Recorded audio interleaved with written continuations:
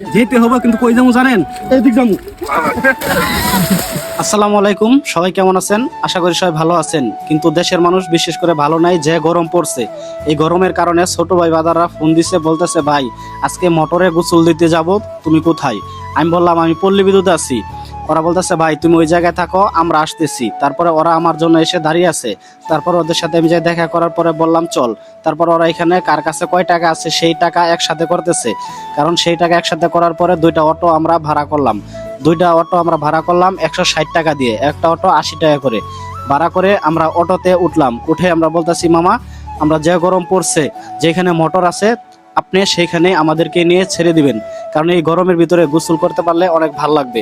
পরে অটোওয়ালা মামা বলতেছে আচ্ছা মামা আমি নিয়ে যাই এমন এক জায়গায়, সেখানে দেখবেন মোটর আছে, মোটর না থাকলে পুকুর পাইবেন, পুকুরে গোসল করতে। আমি বললাম আচ্ছা ঠিক আছে মামা, তোমার উপর ভরসা করলাম, তুমি যেই জায়গায় নিয়ে যাবা আমরা সেই জায়গায় যাব, তবে আমাদেরকে ভালো একটা জায়গায় নিয়ে যাবা যেন আমরা গোসল করে আসতে পারি, কারণ এই গরমের ভিতরে শরীর আর চলতেছে না।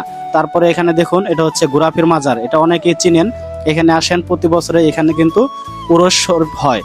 তো তারপরে আমরা রওনা দিলাম। যাইতে যাইতে সামনে দেখলাম যে এত সুন্দর একটা রাস্তা, মানে কি বলবো ভাই, এরকম রাস্তা দেখে এখানে দাঁড়ায় মনটা চাইছিল যে আমরা কিছু ছবি তুলি, কিন্তু অটোওয়ালা মামাকে আমরা ফুরাই নিচ্ছি, রিজার্ভ করে ফেলছি, তার জন্য আর দাঁড়াইলাম না। যে মোটরে বলতেছে মামা অনেক পোলাপান আসে, পরে আপনারা ওইখানে জায়গা পাইবেন না গোসল দেওয়ার জন্য। আমি তাহলে পরে বললাম আচ্ছা মামা ঠিক আছে, আমাদের এখানে ছবি তোলা লাগবে না, তুমি নিয়ে যাও। আর এটা হচ্ছে কাকরাইল ব্রিজ। এই ব্রিজটার ভিতরে বিকালে কিন্তু অনেক মানুষ আসে ঘুরতে, দেখার মতো একটা ব্রিজ।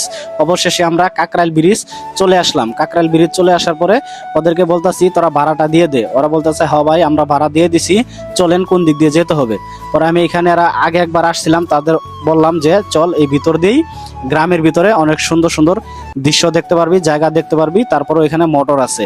আমি এই জায়গাটা আসছিলাম। পোলাপান বলতেছে ভাই আপনি যদি এই জায়গা চিনেন তাহলে অটোলাকে কেন জিজ্ঞেস করলেন? আমি বললাম আমি ভাবছি অটোলা এর সাথে ভালো কোনো জায়গায় নিয়ে যাবে, কিন্তু অটোলা আমাদেরকে এই জায়গায় নিয়ে আসলো। এই জায়গা আমি এর আগেও অনেকবার আসছি, আসলে এই জায়গাটা দেখতে অনেক সুন্দর। দেখুন প্রাকৃতিক এত সুন্দর দেখার মতো। তারপরে এক ছোট ভাইকে ক্যামেরাটা হাতে ধরাই দেওয়া, বললাম আমি একটু তোদের সাথে হাঁটাহাঁটি করি, এই ভিডিওটা নে। ওদেরকে পিছনে নিয়ে আমি হাঁটতেছি, আমারে মনে হইতেছে আমি কোনো রাজনৈতিক দলের নেতা কর্মী, আমার পিছে আমার ছোট ভাই বাদাররা হাঁটতেছে। এটা আসলে অনেক মজার ছিল। তো দেখুন কত সুন্দর কিন্তু এই জায়গাটা, এখানে আসলে আপনার মনটা জুড়িয়ে যাবে। আপনি যদি বিশেষ করে বিকালবেলা আসেন, এই সবুজ প্রাকৃতির সাথে আপনি যদি কিছু ছবি তুলেন, ছবিগুলো কিন্তু অনেক সুন্দর হবে। তারপর ওরা বলতেছে ভাই আর কত দূর? আমি বললাম চল, এই যে আইসা পড়ছি মোটরে। কিন্তু দেখুন আইসা দেখি মোটর বন্ধ। শুধু আমরা আসছি না, অনেক মানুষ এই দিক থেকে ঘুরে ঘুরে যাইতেছে মোটরে গোসল করার জন্য, কিন্তু এই মোটরটা বন্ধ, সবাই চলে যাইতেছে। আমরা ভাবলাম যে আমরা কেন যাব, যেহেতু মোটর বন্ধ তাতে কি হয়েছে, এখানে অনেক সুন্দর একটা পুকুর আছে, আমরা এই পুকুরে গোসল করব। তারপর ওরা সবাই লুঙ্গি পরে প্যান্ট খুলে চেঞ্জ করতেছে পুকুরে গোসল দেওয়ার জন্য। আমি কিন্তু অলরেডি পানি দেখা আর ঠিক থাকতে পারলাম না, আমি পানিতে নাইমে গেলাম। তারপরে কিন্তু অনেক মজা করে এখানে আমরা সবাই একসাথে গোসল করলাম। আসলে এরকম পুকুরের পানিতে গোসল করলেও কিন্তু অনেক মজা, এটা শুধু একমাত্র গ্রামে যারা থাকে তারাই বুঝতে পারবে। আর এখনকার যে গরম পড়ছে, এই গরমে কিন্তু সবাই পুকুরেই থাকবে ঘন্টার পর ঘন্টা, কারণ অতিরিক্ত গরমের কারণে মানুষ কিন্তু ক্লান্ত হয়ে যায়। আর গ্রামের মানুষ, ওদের পুকুর আছে, ওরা মন চাইলে পুকুরে গোসল করতে পারে।